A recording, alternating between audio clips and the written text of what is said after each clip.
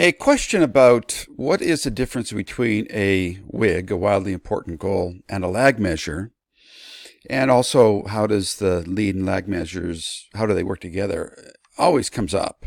And I've decided to put together a relatively practical example of a real-world example of how I've used a wildly important goal and lead and lag measures to make some significant changes in my life. So, using a real-world example is helpful. So, I'm also going to address the issue that comes up in the sense that, well, a wildly important goal needs to be measurable. It has to have a measurable component to it, or X amount of change over a period of time, right? Well, so does a lag. Well, if a lag measure has a measurable component, X amount of change over a certain period of time, well, isn't it the same as a wildly important goal? In one sense, they are, but in another sense, they're not. The wildly important goal is a bigger, broader context, and your lag measures will fit within or underneath that bigger, broader context. Now, they've got a lot of similarities, and some people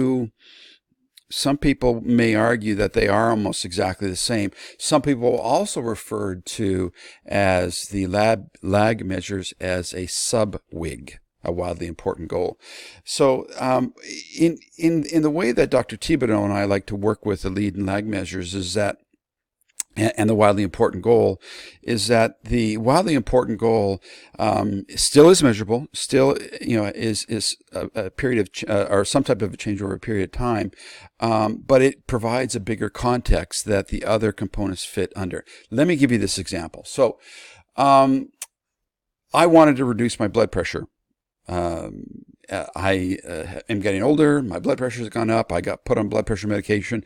Doing a bit of research, I found out it's really not that good for me. There's some things that I could do to change. Reduce the stress, lose some weight, change your diet. There's some significant things that can really lead to a drop in the blood pressure of 20 points, systolic over diastolic. So, wanting to reduce the blood pressure, I didn't get into the very specifics of what my blood pressure is and how much I want to go down. But this is a real practical example. So to reduce my blood pressure over a certain period of time, I took a look at how much weight I needed to lose. I'm getting older and not as active as I used to be. I had some injuries, so I need to trim down a little bit. I also found out through the research I needed to sleep a lot more. And sleep, believe it or not, is a major factor in the increase in blood pressure.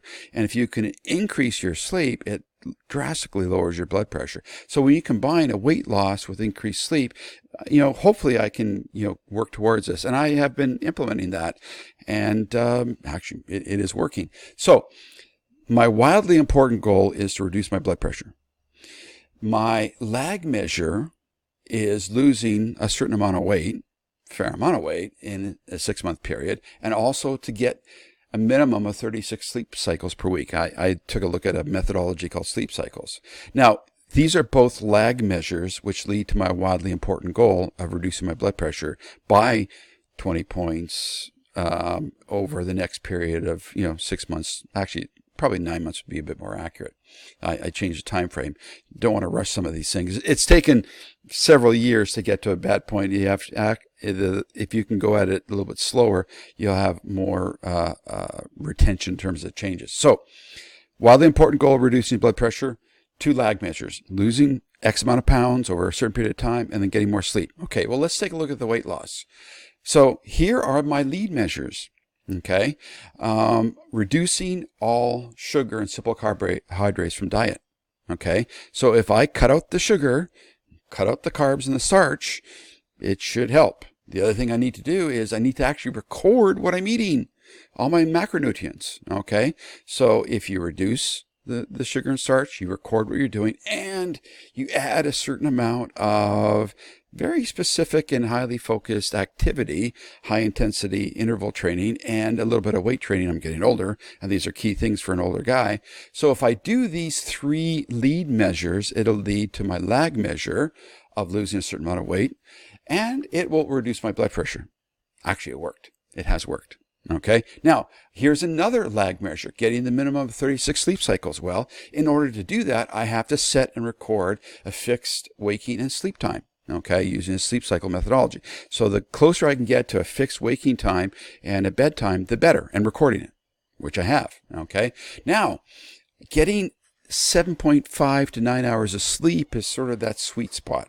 Minimum 7.5, ideally 9 would be better, but minimum of 7.5. Actually, when you're older, 6 could be okay, but 7.5 is what you really want to shoot towards. So again, I am working towards that. How many nights do I get that? Now, there are some nights, we live in a busy world, where I don't get that. Well, if I incorporate napping of either a micro nap of 20 minutes or a significant extended nap of 90 minutes, one sleep cycle, well, then I can sort of factor in to get the minimum sleep cycles. And it is better if I do get the 7.5 in a row because of the REM and non-REM sleep. That is better. But, if, life mitigates, there's certain things that happen. Getting some napping in here will actually compensate for that, which will actually lead to the reduction of the blood pressure, which is my wildly important goal. So, to summarize, a wildly important goal has the same characteristics as a lag measure.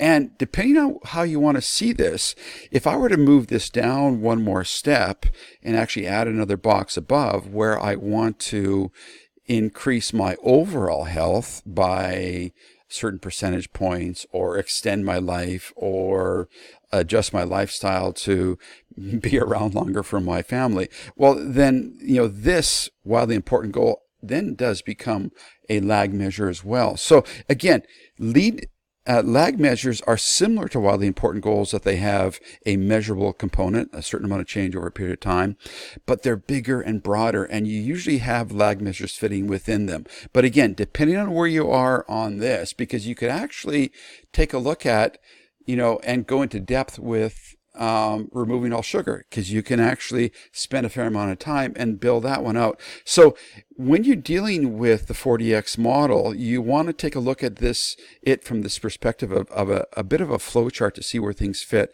And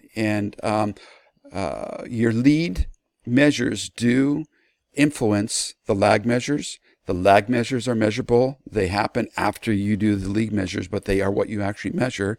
And the lag measures are a component of the wildly important goal. And that wildly important goal is that bigger, broader perspective, which is also measurable. And that's where a bit of the confusion about the lag and WIGs come into being. The WIG is just a little bit bigger. Still is measurable, but it's a little bit bigger, and lags can fit within it. Sometimes the lag measures are referred to as sub-WIGs. So again, hopefully this clarifies any confusion in this area, and hopefully this real world example was useful as well.